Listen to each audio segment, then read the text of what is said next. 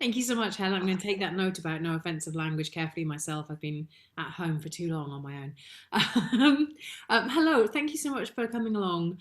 I hope everyone can hear and see me okay. If you have any issues, the best way to do that is ping a question in. I can see that one of you's already put a question in, which I will get to later. Thank you so much. So questions are welcome at any time. Normally, the way the Cabaret of Dangerous Ideas works is that it's quite an interactive show, and so normally I'd be looking for nods or confused faces in the audience. And without that, I need to ask you to just ask questions back to me. So those are welcome at any point. So I'll say a little bit about what I do and why I think creatives are so important for data and how we use data in the world. But then I'll also have a good chunk of time to talk about some of those questions, things that you guys have, and really sort of shape the show to fit what you're interested in, I think. So I've got a couple of polls to help me do that as well. And I'm going to just explain that if my eyes are looking in funny directions, it's because I have two screens set up, one so I can see your questions and one so I can see what I'm doing here. So welcome all. As Hillary mentioned, I'm the program manager for Creative Informatics, and we're a 4.5-year project to stimulate growth in the creative industries through data-driven innovation, which is very buzzword compliant. So I thought I'd start by sort of saying a bit about what data-driven innovation is and what the creative industries are.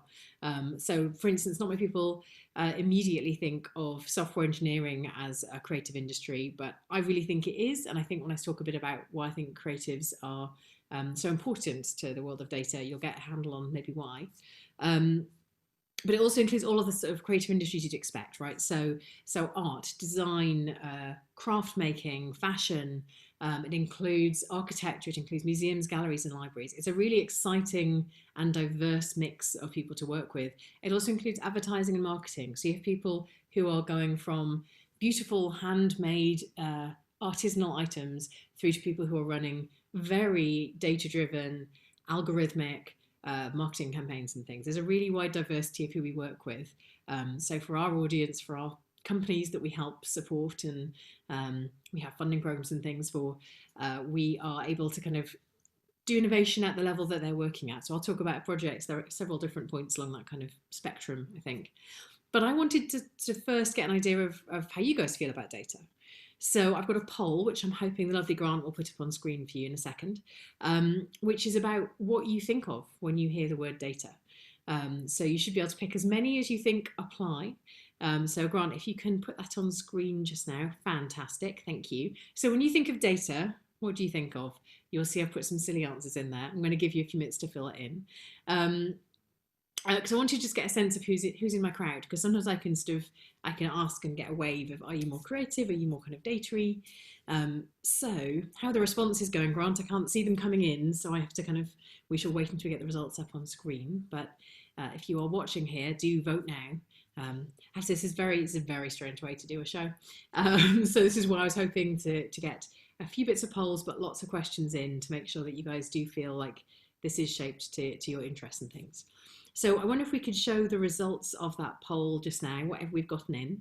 I'm aware we may not get them in from everyone yet. Ooh, exciting times.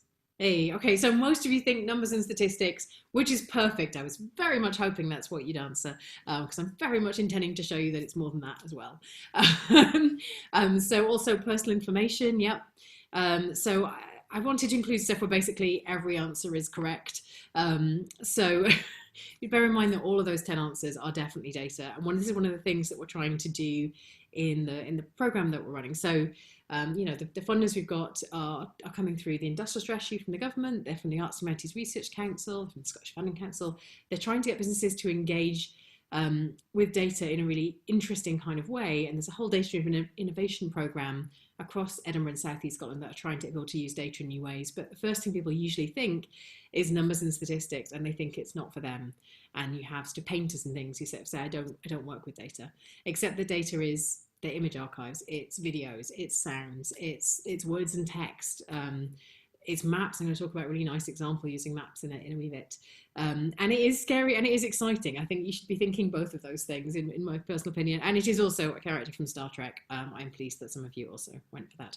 And none of your business I put in, because personal information, I think, is a really important thing to talk about when we talk about data. Because the starting point that we're working from as a program, and one of the reasons that it's lovely to be part of the Just Festival today, is that it's really important what you do with data in an ethical and appropriate way, whether that's personal information, whether that's sensitive information in some other sense.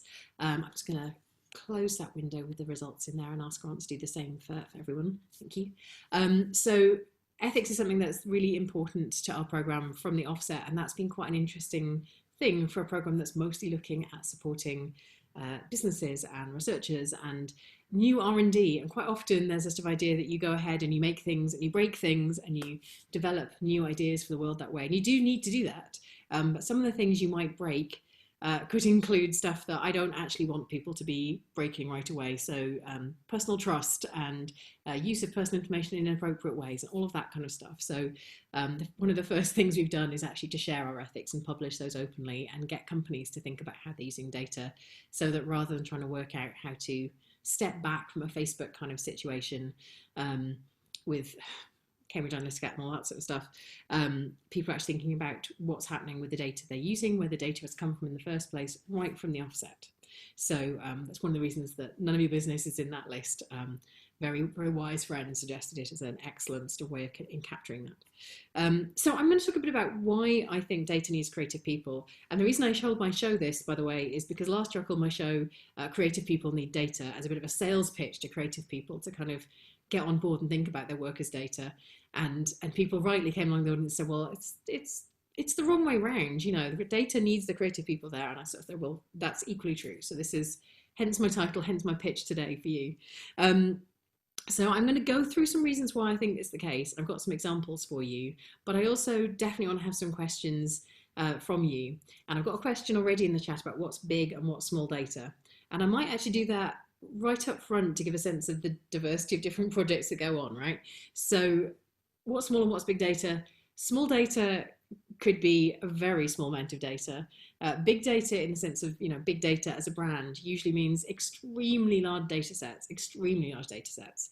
So thinking about that personal information and ethics situation, there are two big data sets for facial recognition data that recently got withdrawn by, one of them was by Microsoft, one of them was by Stanford. They were about 10 million images. So that's a big data set, and that might not be even, you know, 10 million images. That's not an enormous data set for texts and things. You might have a much, much bigger data set. I did once have someone approach me for a project and say, I've got a really big data set. It's 750 entries in a spreadsheet. And that would count as a small data set in almost all contexts. But big data can be sort of anything from a large data set that you are working on, and that is big data without big capital letters, to sort of big data with big capital letters, which tends to mean lots of computing power and lots of infrastructure, and it tends to mean different kinds of way of processing that data. And I just wanted to answer that question up first. I'm going to tick it as answered, in fact, on my second screen here, because it does kind of underpin the different kinds of ways people work with data, and it changes what you might do with data. So ways that I think creative people are really essential to making data make sense in the world. Let's start with visualizing and telling stories, right? And let's start with something timely that I'm going to try and touch on at the beginning and then not talk about again unless it comes up in the questions, which is COVID-19. So if ever there has been a time when the role of data science and data visualization and what data kind of means in the world has been incredibly kind of visual and present in our lives, it has been seeing those graphs every night on the news at the press briefings. There is a creative person behind the scenes creating those graphs. Admittedly, that's a creative person working to a very tight timeline, and there are many more sophisticated ways of visualizing data if you have more time to do it. But on a really basic level, you know, you need creative people to interpret data in any of those kinds of contexts to make it make sense. But there are so many more sophisticated ways that one can do data visualization and to do storytelling around data. And that's when we start moving from the sort of more functional uses of data, the kind of data that needs data scientists and mathematicians and statistics programs, and into the kind of more creative interpretations. And I'm hoping I can start unraveling kind of how creative one might get with things as we go through the show. So that would include things like, you know, more interesting kind of ways to have interfaces, more interesting ways to explore things, but also taking a totally different angle on some data that's already there. An example I like from the creative industries that started as a very analog thing is a thing called the Blacklist, right? So in Hollywood, you have people who are paid all day to sit and read scripts. all day, and to see which one's going to be any good. And the criteria for knowing if they're any good or not is kind of personal opinion, but it's personal opinion informed by kind of previous stuff. And a guy who was doing this in a really junior role decided one day that actually there must be a more efficient way to do it, because he was reading like 200 scripts over a couple of weeks and was just like, these are all terrible, there's one that's good, how on earth can I avoid doing this, because there must be people in every film company everywhere that's doing this. And he sort of set up essentially a kind of crowdsourcing way of doing this with an email that went around all the people in his kind of job, got him into all kinds of trouble, but it was fine in the end, and started gathering a kind of crowd view on that.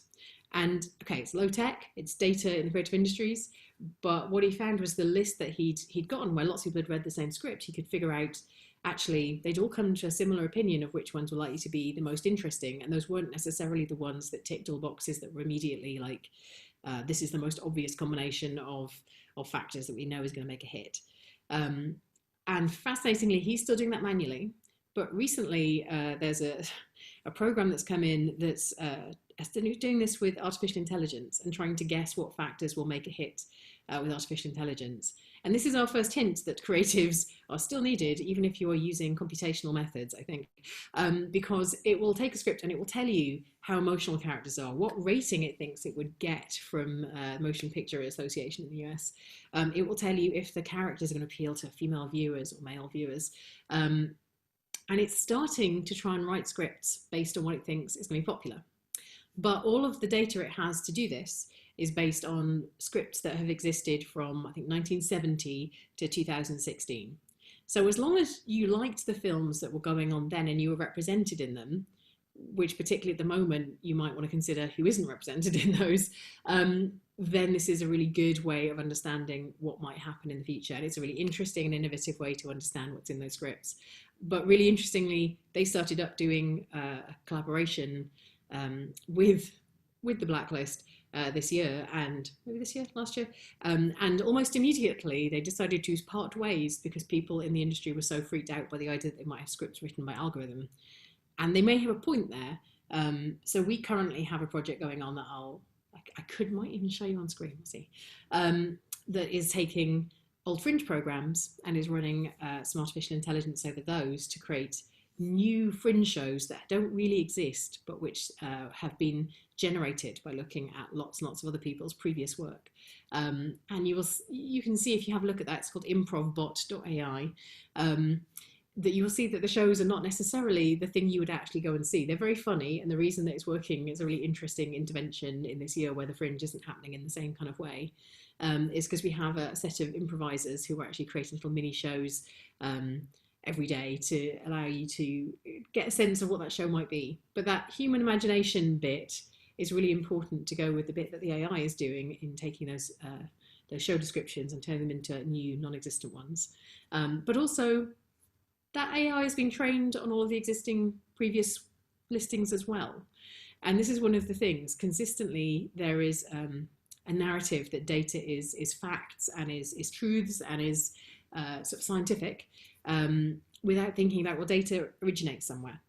And so if your data set is really biased towards in terms of who's in it or what kind of content is in it, then that changes what your AI is trained to do. In the same way that, you're not going to speak French if you only ever been taught how to speak English. So there have been lots of documented cases of where this has caused all kinds of issues with profiling and modeling, most notably things like image data sets, where people have not included a diverse set of faces, and therefore the image recognition software that you build as a result of that turns out to be really racist because it cannot recognize people of colour, and particularly will then apply that into kind of other kinds of processing and other kinds of ways of classifying them.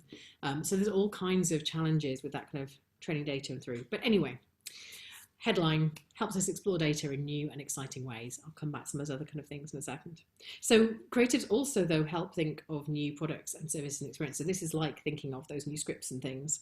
But it's also sort of built on data quite often. And they might do that in a very cynical kind of way, like this thing is selling very well today, therefore we know we need to make something quite like that, and you might get a creative in on on maybe a short-term contract, maybe on a quite pragmatic sort of job role basis to build something that just looks like the thing that's selling really well. So you can certainly see that in the fashion industry, that there's sort of trends and everyone's like, okay, apparently this year the 90s is back. I've been finding it slightly strange. So everyone's gone out and have done their thing based on that data.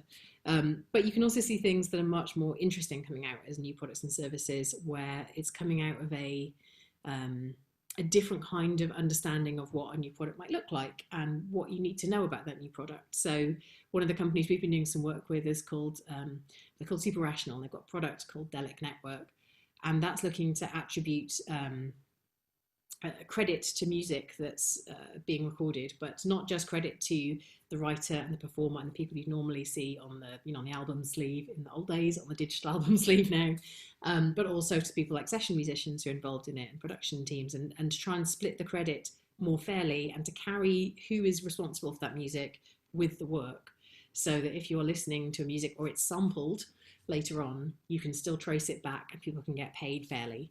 And that would be a much more disruptive example of taking the data and creating something new and interesting and disruptive and democratizing it to an extent. There's certainly a lot of history in the music industry of people being paid, £500 or £1,000 for a session, and then, the guitar lick or something that they've created being used and resampled way down the line, and they never see any money from that. There's a lot of people who've got hit records that you'd be surprised at how little they made from performing in them. So yeah, creatives on a sort of fundamental level, they come up with new products, new services, new ideas, and a lot of what we're supporting our project is new products, new services, and new ideas, and we're trying to encourage people to think towards the more wacky end of the spectrum, the more disruptive end of the spectrum, but also the kind of iterative ones, so things that are just a little bit better than the thing before, but built on on data and the potential to kind of do more and do it in a more interesting, analytical way, perhaps. Now, there are ways in which creatives do help do things like building efficiency into businesses, which is really boring but really important. And I'm aware of the fact that being partly funded through the industrial strategy, that sort of stuff is really important, actually. But it might be through quite a creative means. So again, an organisation we've been working with is The List, and they have listings that they share with organisations across the world. It's a business model for them, and they have images that go with that, and images of different productions and things. And you'll have looked at something like The List. So it's a listings magazine. If you're in Edinburgh and you used to come to the Fringe, you'll definitely have had a wee look at it. If you're accessing this from somewhere else in the world, listings magazine for events and things is the basic headline. And the images they have from events, they all need cropping in different ways, right? So this is theoretically quite a boring problem, and theoretically quite an easy problem, because there's lots of ways to automatically edit an image down. The problem is you normally need like an editor to do that, because you might otherwise get a crop that's sort of just that bit of the face, or it's maybe just an arm, or maybe it has something that's not the important thing in the front of the frame. And so they're currently doing a really interesting project with a company that responded to their call for help, to create an automated way to use lots of these machine learning systems, and these techniques that are built on image recognition software, that are built on understanding the quality of an image, to try and automate that. And it's quite an exciting thing to do, even though what that's essentially doing is making it much more efficient for them to process lots of images at once, and to make their staff be able to focus on what's important rather than on lots of little edits and things that you wouldn't necessarily want to do manually all day long. So efficiency can be boring, but it can also be quite I think that's quite an exciting project, personally. But I did say in my description of the show for today, right, if data is the new oil, who gets to have a say in what we do with it? And part of the reason for using that phrase, data is the new oil, is because it's quite a popular one, and it implies that data is powerful and can power all kinds of interesting things. But it also implies that it's kind of mucky and messy and troublesome. And I've talked a little bit about some of the ways in which that can be the case, in terms of training data for computer systems, in terms of the ethics of what you're doing and the business model that you're using. So one of the things we put in our ethics guide, for instance, is that if you're being innovative only in the sense of exploiting people in your business model, then that is not innovation for us. That's not the thing that we're interested in. Ethically speaking, we're happy with new business models, we're happy with new ways of employing people, but we want that to be based on some solid reason for doing that, not just to exploit people. But yeah, if it is the new oil, and I think it probably is the new oil, it's certainly got the hype to go with that. I could have put data is overhyped, by the way, in that question earlier. I almost did. But yeah, then we have to deal with some of those complexities. And I think some of the ways that creative people from all backgrounds are trained is to ask questions and to look for things that are challenging and interesting. So, to be critical of what's there. And one of the examples I'm going to give, I think she might be in the room, we'll find out in the Q&A in a session, in a second, is Pip Thornton's Newspeak, right? So Pip Thornton is a researcher who is part of our team, and she does work that looks at what Google prices some text at, because it tells you a lot about the world. So if you feed Google's pricing algorithm for advertisements, things about, you send them, I wandered lonely as a cloud is going to come back expensive. And that's not because Google is really into the poetry of the, cumulus nimbus. It's because Google sees that and thinks cloud computing, that's a profitable area of the economy. Brilliant. It's one of the reasons why if you look for sort of female related words and male related words, they're often priced differently because it reflects sort of where we are perhaps rather than where we want to be. And so Newspeak, she took Orwell's 1984 and ran it through the Google pricing algorithm and kind of came up with a kind of pricing of that. And given how much that is about surveillance and about different types of values and things, it was a really interesting intervention, and it ran across a wall in the city in the In Space Gallery last festival, and you could see the book just running through and the pricing of the words and how they differentiated from each other. And the pricing varies wildly, right? So a word might be nothing, a couple of pennies, or it might be a couple of quid. And it's very telling as to how that currently is. And it's a brilliant way of critiquing how we value the world, how we value what we're seeing in search, because we all use Google all the time and we see Google ads all the time. And it's not always obvious where that prioritization has come from. And it's a way of querying that. So those kind of questions, those unexpected questions, they're really important.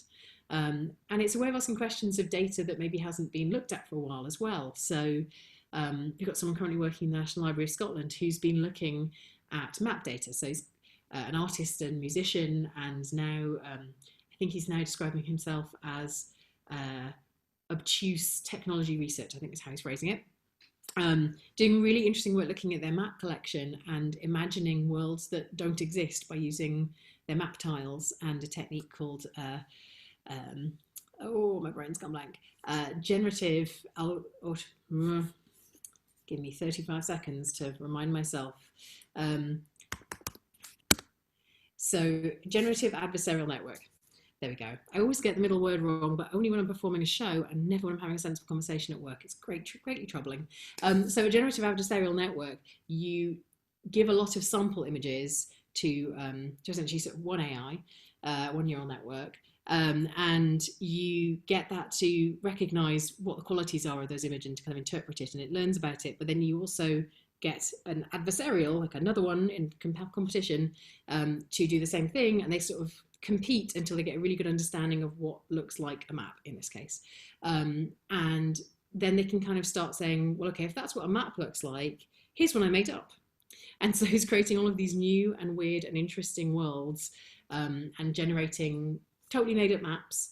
It doesn't have to just be maps, it can be images. There's a lot of facial recognition software that creates fake faces, which is very creepy and very interesting to look up online, because of course they're all built from components of real faces, but they're not real people. So he's been creating these wonderful imagined lands as a way of helping people explore the collection, because they've digitized hundreds of thousands of maps and they're available on the web. And if you need that map, that's really useful. But otherwise you might not go and have a nosy round. You might not go and explore it. And so one of the questions he's asking is, well, how else could you understand what these are? How else could you generate interest in that? So again, it's a really unexpected question in. And that kind of fits into one of the other areas I think is so important, which is that a creative approach can help you imagine a future that isn't there yet. Whether that's in science fiction, which is, certainly a really important creative way to do this. There's a very interesting On the Media episode a couple of weeks ago, it's a podcast to listen to, which they were talking about sort of how many dystopias there are in speculative fiction, particularly at the moment. And they're speaking to a sci-fi writer who was sort of saying, actually, I try and make positive futures because it's so much harder. And it was a really interesting sort of take on it. But I mean, there are also people who try and make interventions to help people understand the data world as it is by imagining what it could be. So there is a kind of filmmaker and agitator called Karen Palmer who imagines what the surveillance of now might mean for us in the very near future, and makes films that are sort of documentaries of a possible future. Um, and that's the kind of take on data you are not going to get from someone who is working in, in the finance industry looking for the most efficient way to make profit, right? They're different. They're different things, and it's not to say that either of them are doing things that are, one isn't necessarily more valuable than the other, but it's a different take, and it's a different way of understanding the data they're engaging with. And on that kind of front, creatives are also really good at resisting and pushing back and challenging the norms. And there are various different examples of this, right? So they might be aware of a movement called Fringe of Colour that's been set up by Jessica Braw, which was looking at how many people in the Fringe programme were actually people of colour, and it was very much fewer than it should be, really, in the Fringe. So she set up a listing, essentially, where she was taking the data on all the shows that were performed by people of colour, were written by people of colour, to allow people to find that content. If they were looking for that content, it allowed them to kind of pull out just that view. And this, as she's taken that a step forward, she's actually, in light of not being sort of physical shows in the same way, she's commissioned and brought together video works from lots of different performers and really highlighted them. And is also making people pay a small amount to view those videos, so that you can actually get a sense of supporting those artists and really hearing their voices in a place that's specific to them. But that was based on the data. That was based on going and looking and seeing where there were gaps in the program, seeing where there were interesting things taking place but were getting buried away. So that's a form of resistance. That's a form of taking some power back.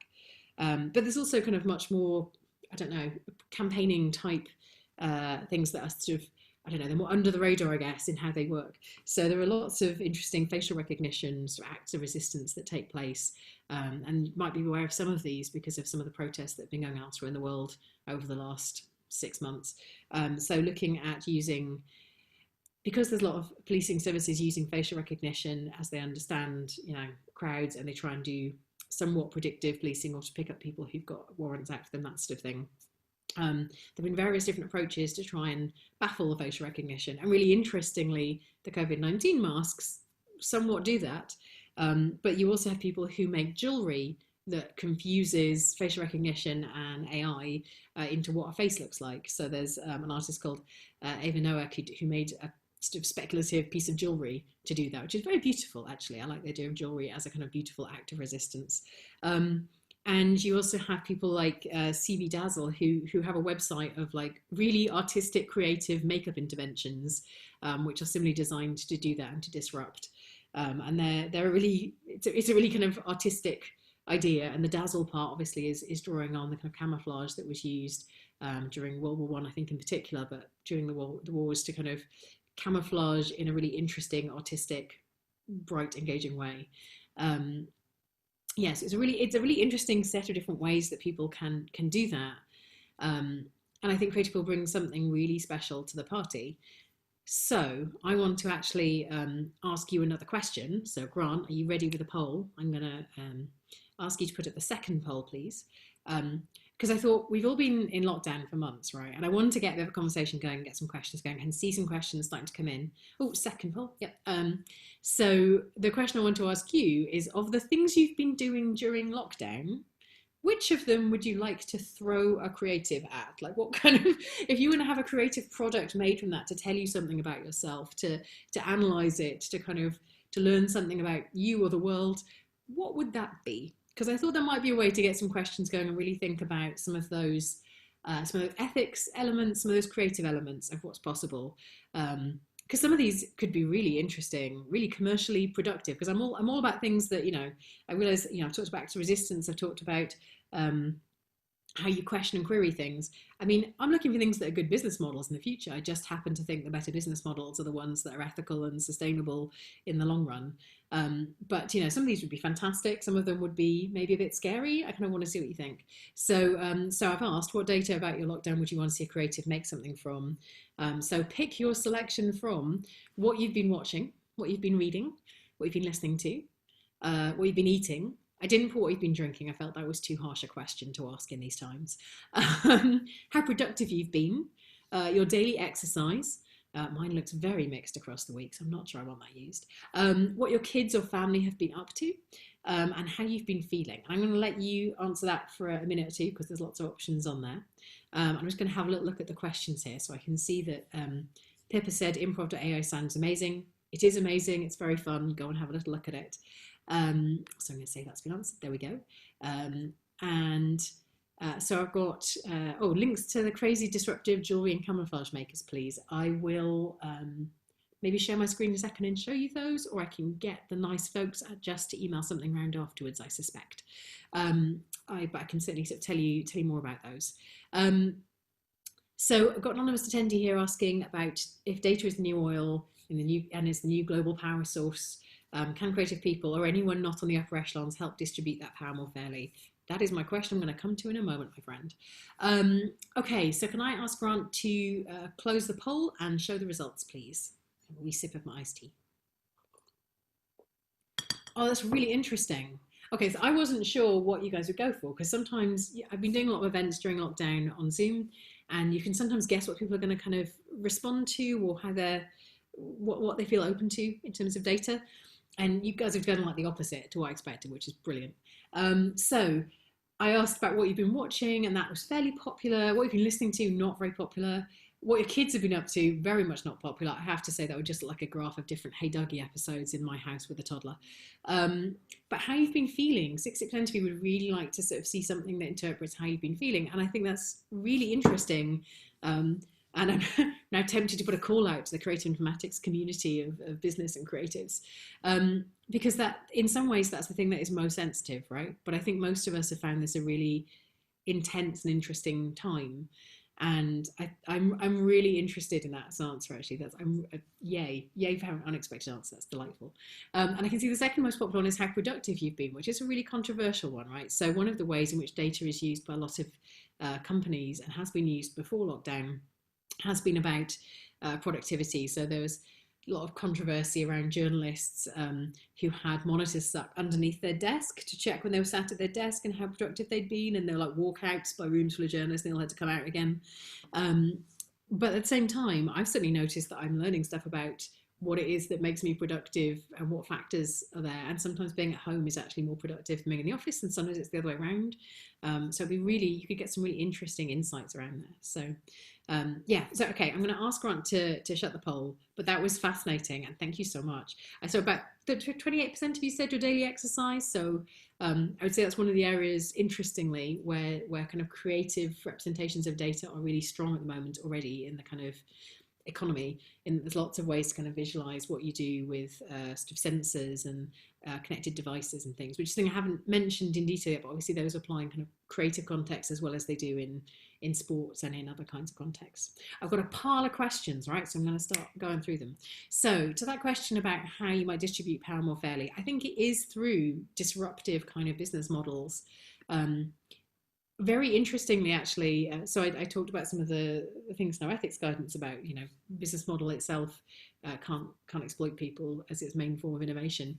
And one of the kind of gig economy delivery services just announced that they were going to switch from kind of gig economy workers to more employees. It's not all, but most. And it's just come out, so I don't have all the details because it's just literally just released today.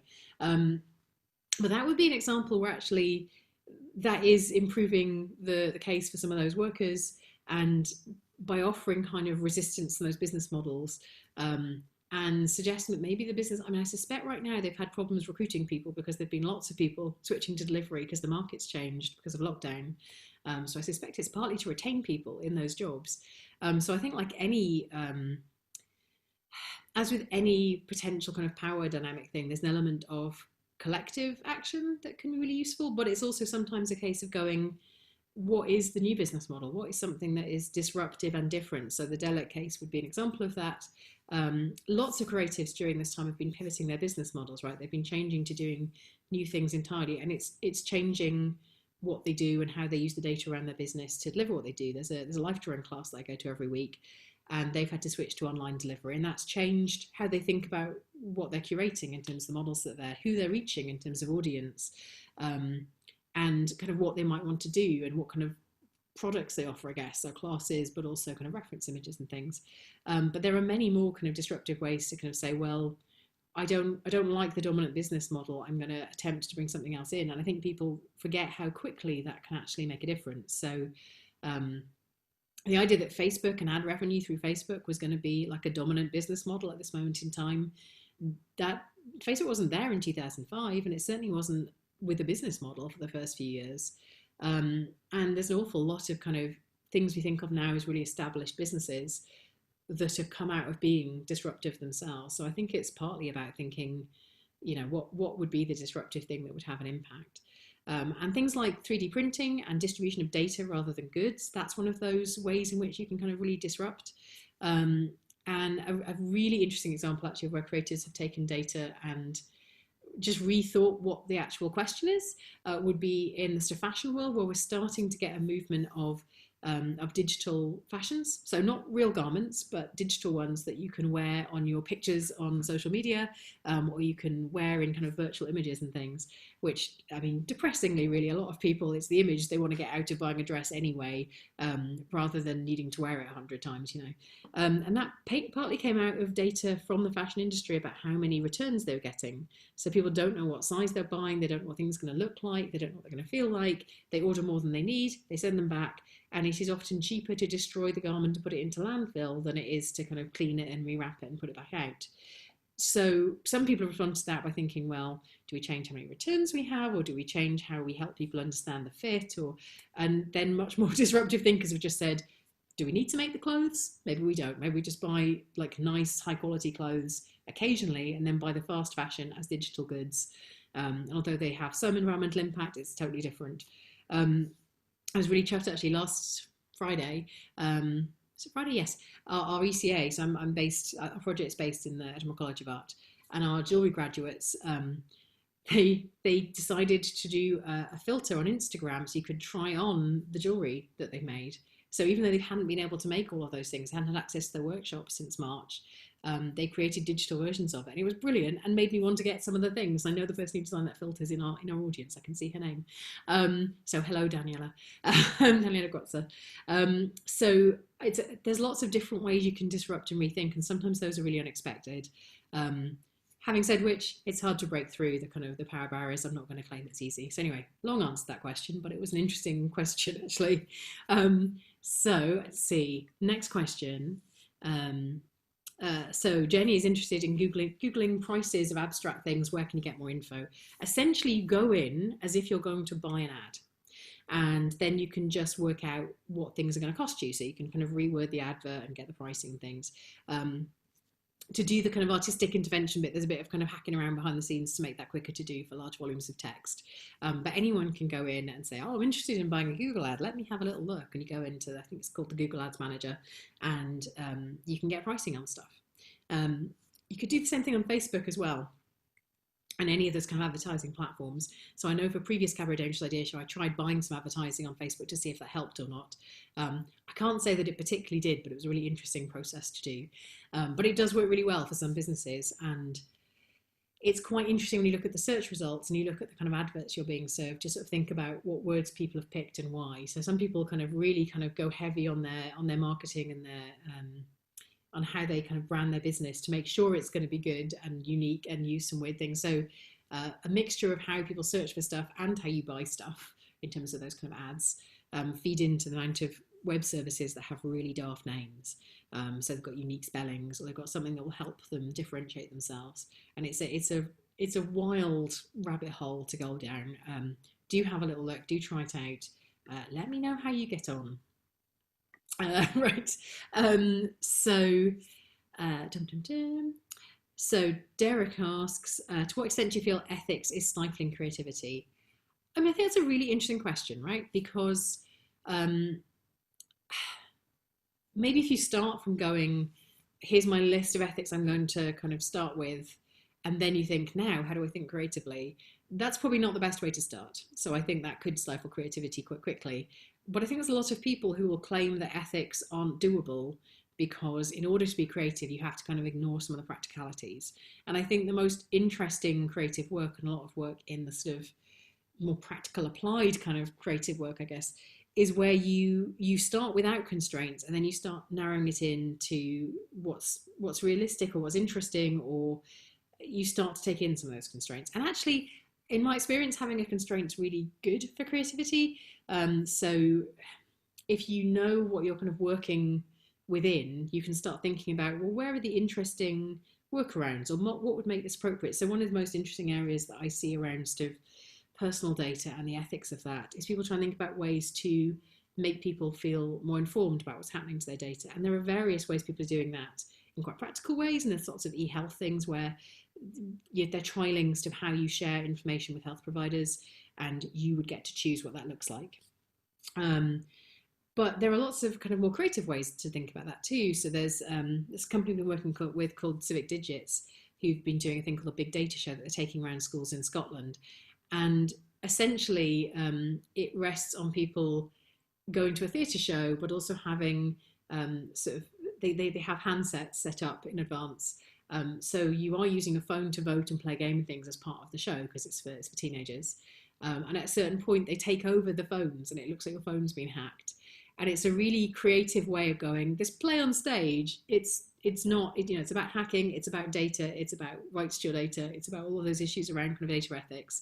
But also, this is real and hacking is real, and how would you feel if that actually happened? And it's a really creative way of sort of ethically simulating a hack, but also engaging people in those issues around sort of data ethics. There's lots of different ways in which that constraint can generate new ideas and things. So I don't think ethics stifles creativity per se.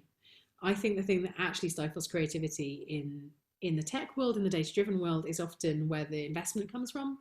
So there's quite a lot of research on how undiverse the kind of investments that are made by particularly sort of, so coming back to the question earlier about sort of power dynamics, particularly wealthy investors who are really keen to have a fast return on their investment, right? So sometimes that's really productive and they make really good choices.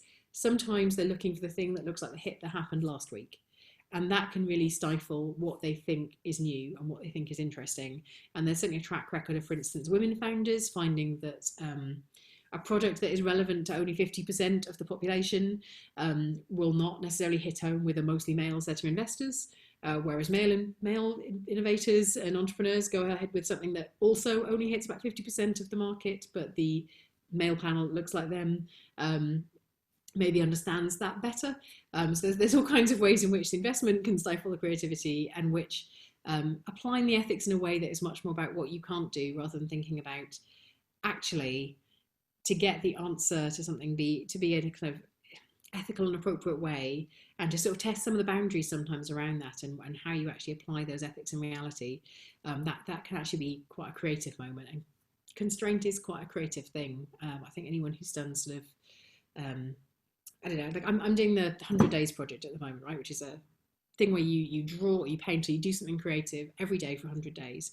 And because it's really contained and you have to do it once a day, and it's got lots of constraints around the edges, it's so much easier to sort of think laterally about what you're doing than if you were just given a blank piece of paper and said, no constraints, do whatever you like. You need some constraints to make things kind of good. It's just that ethics isn't always the constraint that's put in the place, and having someone giving you that angle is really helpful, I think, for kind of creative work that has longevity and is more meaningful for people. But, not without its commercial usefulness. I must emphasize both parts being equally useful and important. So other questions coming in, because I think I've answered all of the live questions. Now, if I've answered one of your questions and you don't want my answer, or you want to ask a follow-up question, that's fine. Bung it in the Q&A just now. And I'm going to just close off the ones for me to follow up. So I will, there we go. So yeah, are there any other questions from folk in the audience? I have so many examples of stuff because we're working with so many different projects and things. The way our project works is we have various kind of funding opportunities and things, and we're helping people to work out how to bring data and data-driven stuff into their work. So that means I get to see such interesting projects and such diverse creative applications of data. It's just really fun. Oh, there, it's got a comment there that she really enjoys the concept of ethics being a fruitful constraint on creativity. And I think that's true. I think it's been under thought about, and the technology we're talking about here in terms of data, in terms of web stuff, it's so immature in some ways. We haven't had it in the world that long. and lots of the stuff that is like core to our everyday. I mean, we're doing this on Zoom, right? How many folk in this audience were using Zoom before the lockdown? I was, but only with a really nerdy group of people, lovely nerdy group of people. But most people were not using this, and now it's like people are bored of their family Zoom quizzes because they've done it so many times. Like the way we use technology, the adoption is really fast, and you need to kind of then step back and think, well, where are the actual opportunities that have legs, that aren't just the thing that's really cool this week? I think, you know, what's happening with TikTok right now is a really interesting example of a combination of kind of politics and ethics and innovation, and not knowing if that's like a flash in the pan thing that's going to be cool for about a week, or if it's going to be a long lasting service. We're all kind of panicking either way. And then you've got, you know, larger companies trying to buy the service, and that's feeding into policy making. Really interesting example of that. Things emerge quickly, they get a lot of pace very quickly, and then you have to work out what that actually means at the other end. And it's really interesting for us as a team looking at things and working with different companies to also sort of say, well, does this idea that's coming up, does that look like it's actually got staying power? Does it look the same as something that's already out there? Does it look like something that is going to be fascinating but isn't actually going to be interesting enough to people to sort of pay for or use again in the future or reuse more than once? It's a really interesting kind of, we're in a really interesting time. There's a lot of things changing quicker than it initially appears. Yeah, there are so many things that have been really terrible this year, but there has been some really interesting innovation and pivots and creative work coming out of this time. And I think, I've got the bell of warning. Last chance for questions, folks, very last chance. Yeah, it seems like the good thing to come out of this whole thing is that people have opened their minds to what's possible, and they've tried things out in different ways, and that is really exciting to me. As a kid who grew up on too much internet time at a time when no one was doing that, I had unusual access to the internet as a teenager. It's what I thought the future would look like, in a way, not the pandemic bit, but all the kind of creative stuff around the edges. Okay, probably final question. Much what I'm hearing is to do with commerce or its disruption, research supported by investors. Who is supporting the research that wants a different world? Well, there are people who are investing who want a different world, and there are lots of models that are disruptive around that too. So you might see, if you have been looking at the Fringe website over the last month, they're running a crowdfunder. There are lots of different businesses that are disruptive and artworks that are disruptive that are funded by crowdfunding. So even if you are looking at your kind of super high roller investors and thinking, well, they're not as interested in changing the world, although if they think it's going to be profitable, they will be. And that's why disruption business models are really important alongside creativity. But even if you don't have the thing that ticks their box and you can't sell them on the idea yet, and I would suggest electric cars an example of one that's taken a long time to get to that point, but I've gotten there. Not that creative, but it's a design thing. But crowdfunding is one of the routes where people who have a really interesting idea and lots of people who are interested, and they don't have to be high rollers, can all put in a little bit of funding to do that. And I think that's a really important mechanism by which we are seeing some disruption that's really useful. And there are investors that have, there are high rolling investors who have a conscience about what they invest in, not just looking at the kind of profit motive of it, because they're people. And one of the fundamentally interesting things about when we do try and train machines to do things, we try and do it just based on the data, is that you kind of also need some of that human element, and investors are people too. So a lot of them do want to leave a legacy that is positive for the world, just not all of them. And it's not always easy to get their attention on the right things. But yeah, there are kind of high rolling international investors who have serious money to put into startups who are interested in doing something different. And there are some examples of where they've done that. And there are people who are sort of medium level investors, which are the more reality for most investment in companies. They're not massive international, funding that you'd have heard of. They are sort of smaller, more localized stuff. They certainly have people who are interested in changing the world or in building a future that is maybe valuing different types of parts of the economy or valuing it in different ways. But yeah, crowdfunding is a brilliant way to disrupt that. That is a whole different level in terms of you can really take forward that niche thing that matters to the people it matters to. And then if it's going to be a big commercial hit, then it might get picked up by all of the other mechanisms too. But it allows a whole lot more experimentation in the market. And, our work is funded by government, and that's a source of funding that does fund um, in some positive, different world kind of ways, and changes from government to government, and it changes in terms of what the wider strategy is.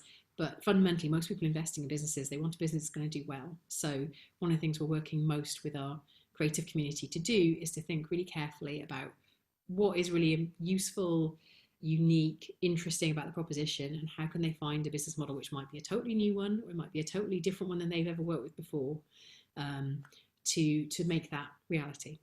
And there are nice examples of how that's happening, where it's not just automation for the sake of it. It's doing something that's really interesting, but is going to work for them in the long term. It's going to make it more sustainable business, because success for the creative businesses, it might look like that you grow or you develop or you become international, or it might look like you have a stable income for one person on an ongoing basis, or that you get to take on one extra person for 2 days a week. It's not always we grew to 10,000 people and we've become a unicorn, like an enormously invested in company. So yeah, that's what I would say. I would say that there are people out there who are willing to support that stuff thing, and you can be one of them at whatever level that's appropriate to, even if it's just by supporting people around you who are trying to push those ideas forward and helping them find a voice, and helping them disrupt things. And I think probably on that note, I've probably reached the end of my time, and it seems like a neat place to wrap up. Thank you so much for your questions. They've been really brilliant. And if you have questions afterwards, I am on Twitter. You can find me there, and on Instagram as Such Pretty Eyes. I'm quite happy to answer follow-up questions there. Thank you.